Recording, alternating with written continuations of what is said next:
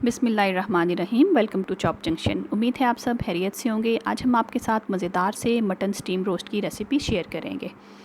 एक अदद मटन रान ली है हमने, इसके ऊपर से बहुत ज़्यादा फ़ैट नहीं उतारा और 3 पीसीस में इसको काट लिया है। लेमन लेंगे हम 3 अदद, इनका जूस निकाल लेंगे और इसको शामिल करेंगे। लहसुन लिया हमने 2 खाने के चम्मच के बराबर, इसकी पेस्ट यूज़ करेंगे हम। काली मिर्च 1 चाय का चम्मच, सफ़ेद मिर्च 1 चाय का चम्मच, हल्दी पाउडर 1 चाय का चम्मच और नमक लिया है 1 खाने का चम्मच। इसके अलावा इसमें हम डालेंगे सोया सॉस 2 खाने के चम्मच और विनेगर 2 खाने के चम्मच।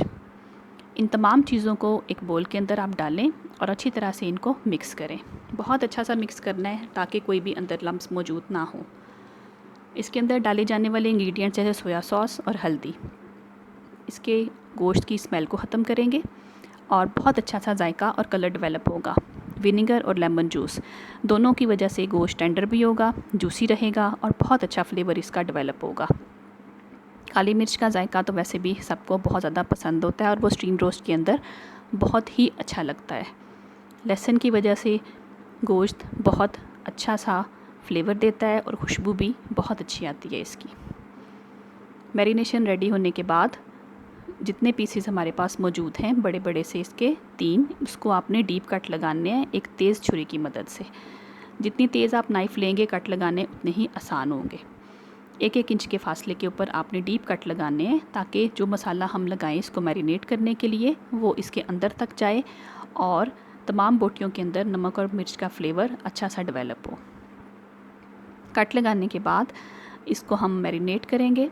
जो मटेरियल हमने मिक्स करके रखा है अपने हाथ की मदद से आप इसके ऑल ओवर अप्लाई करें और जितने भी कट्स लगाए हैं उनके अंदर फिंगर की मदद से आप ज़रूर लगाएं ताकि बोटी के अंदर जो है वो मसाले का फ्लेवर अच्छी तरह से आए। पीसीस का साइज़ बहुत बड़ा है गोश्त के, इसकी वजह से कट्स के अंदर मसाला लगाना बहुत ज़रूरी है, जिसकी वजह से बहुत अच्छा जायका इसका डेवलप होगा। पूरी बोटियों के ऊपर मसाला अच्छी तरह से लगाने के बाद आप इसको क्लिंग शीट के साथ कवर कर दें और मैरिनेट होने के लिए 12 घंटों के लिए फ्रिज में रख दें या ओवरनाइट। एक रात के बाद आप जब निकालें इसको बड़ा अच्छा सा मैरिनेट हो चुका हुआ है। ये एक बड़े साइज़ की पतीली ली हमने, उसमें पानी डाला और नेट से तकरीबन 1 इंच नीचे इसका लेवल रखना है।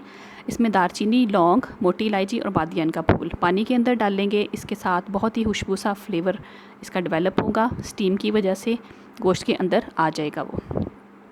नेट के ऊपर एक बटर पेपर रखें, उसके ऊपर तीनों पीस रान के बड़े बड़े से जो हमारे पास हैं उनको रखें आप। ये सेट हो गए और इनको एक बटर पेपर की मदद से हमने कवर करना है। बहुत अच्छी तरह से इनको लपेट दें, 2-3 बटर पेपर लगा के अच्छी तरह से आप इसको कवर कर दें। कवर करने के बाद आपने पतीली का कवर ऊपर रखना है, अच्छी तरह से एयर टाइट करके इसके ऊपर वेट रखें और 3 घंटों के लिए इसको स्टीम में पकाएं। 3 घंटों के बाद जब आप इसे खोलेंगे तो बटर पेपर हटाएं, ये देखें किस कदर खूबसूरत इसका कलर आया हुआ है और इसका जायका भी बहुत अच्छा होता है। बहुत लाइट और बहुत जूसी, टेंडर और मज़ेदार सा स्टीम रोस्ट तैयार होता है और सबको बहुत ही पसंद आता है। अगर आपको ऑयली पसंद हो तो आप कढ़ाई में बड़े बड़े से पीसीस तीनों बारी बारी डाल के इनको कलर देने के लिए थोड़ा सा फ्राई कर सकते हैं। अदरवाइज़ इस तरह से भी ये बहुत ही मज़े का लगता है। घर में सबको ये बहुत पसंद आता है। बहुत लाइट मटन स्टीम रोस्ट आप सैलड और अपनी पसंद की किसी भी चटनी के साथ एंजॉय कीजिए। खुद भी मज़े से खाएं, घर वालों को खिलाएं। रेसिपी पसंद आए तो लाइक और शेयर ज़रूर कीजिए। वीडियो देखने का बहुत शुक्रिया। अल्लाह हाफ़िज़।